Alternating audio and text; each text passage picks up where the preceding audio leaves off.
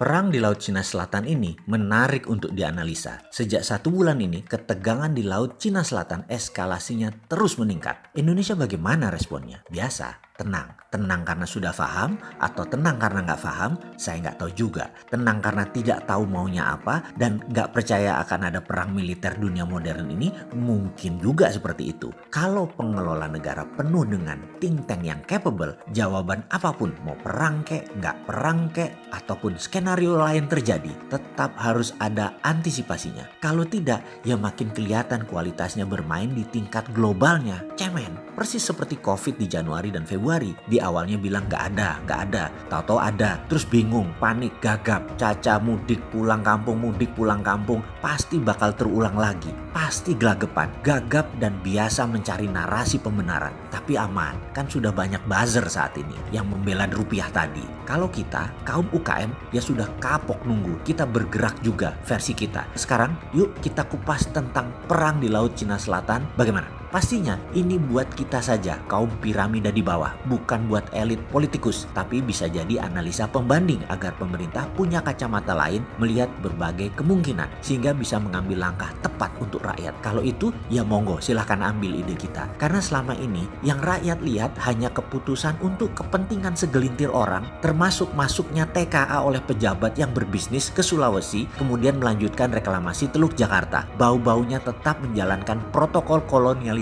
5.0 yang Tiongkok lakukan yang didukung oleh pejabat teras. Rakyat sih nggak bodoh-bodoh amat untuk tidak paham bahwa itu untuk kepentingan oligarki keputusannya. Fahamlah rakyat, hanya banyak yang memilih diam dulu. Seperti belajar mancing yang dibayari oleh kartu prakerja. Kalau mancing sudah kemakan ikannya, jangan langsung digedet, ditarik. Biarkan sampai nyangkut, baru digedet dengan tarikan kejut. Pasti kena tuh ikan. Begitu kan? Begini melihatnya kalau kita paham geopolitik luar negeri. Perang itu awalnya kita cari bolo, kita cari teman. Sebelum perang ya, kita cari bolo. Ingat kan ya, dalam perang Baratayuda, sebelum pecah perang, Pandawa mencari dulu mana teman, mana lawan. Mereka bertanya dan mencari fakta. Itu kerajaan Jenggala ikut siapa ya? Ikut kita atau temannya Kurawa? Itu kerajaan Cedi ikut siapa ya? Ikut kita atau berpihak ke Kurawa? Amerika dan Cina juga sama. Vietnam ikut siapa ya? Filipina ikut siapa ya? Thailand ikut siapa ya? Indonesia ikut siapa ya? Pokoknya kalau jawaban netral artinya ikut lawannya. Misalnya Cina tanya Singapura, kamu ikut mana? Maka timbul jawaban diplomatis, kami netral, kami negara hub. Jawaban itu di mata Cina artinya Singapura ikut Amerika. Kalau Amerika tanya Singapura, kamu ikut siapa? Jawabannya kami selalu di belakang Amerika. Mulai paham? Jawaban diplomatis tadi bisa terbaca. Dan apakah pejabat Tiongkok dan agen Amerika akan bertanya dengan kalimat langsung seperti tadi? Ya tidak. Di pelajaran dunia diplomasi ada banyak trik jebakan pertanyaan yang menguji arah jawaban. Sehingga kalau diplomat senior dan pengalaman internasional hafal sekali jebakan pertanyaan tadi dan akan dijawab dengan lincah. Sebelum dilakukan lobby-lobby by phone oleh para pemimpin puncak, para ambasador biasanya sudah gerasak gerusuk manuver cari informasi. Dan paling cepat adalah dengan tindakan yang namanya test the water dilakukan. Saat ini ketegangan itu diukur langsung di lapangan. Nelayan Cina masuk ke perairan Indonesia di Natuna. Indonesia diam saja. Nelayan Vietnam beberapa saat yang lalu masuk ke perairan Indonesia. Ditembak, ditahan dan ditenggelamkan kapalnya. Di sini di Laut Cina Selatan ternyata saat ini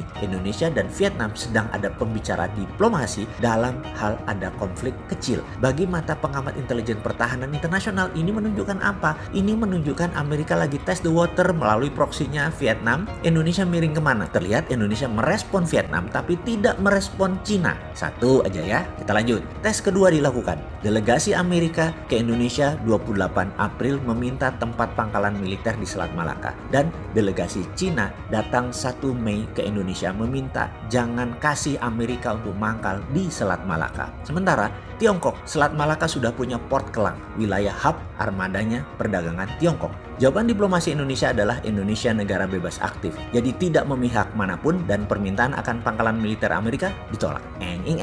Genderang perang berbunyi. Kebaca kemana kecenderungan diplomasi Indonesia. Wilayah mana yang diminta Amerika? Choke Point Selat Malaka. Choking Point adalah wilayah selat terpendek yang bisa membuat nyekek orang. Ini sebenarnya istilah bajak laut. Para pirate melakukan melakukan serangan terhadap kapal niaga biasanya di wilayah choking point ini. Di Eropa dulu banyak sekali wilayah choking point ini, dan ketika abad pertengahan dulu, zaman masih brutal, wilayah Amerika Selatan juga banyak tempat seperti ini. Kemudian di wilayah Amerika Selatan seperti di Karibia dan di Afrika, dan ada banyak tempat seperti ini. Salah satu yang paling legend adalah Selat Malaka di zaman Sriwijaya. Di zaman Raja Prameswara, di zaman Hang Nadim, di zaman Hang Tuah, terkendali celah terkecil tersebut yang lewat bayar pajak atau upeti. Karena itu, Sriwijaya dikenal dengan kehebatan maritimnya karena menjaga Selat Malaka di celah tersempit.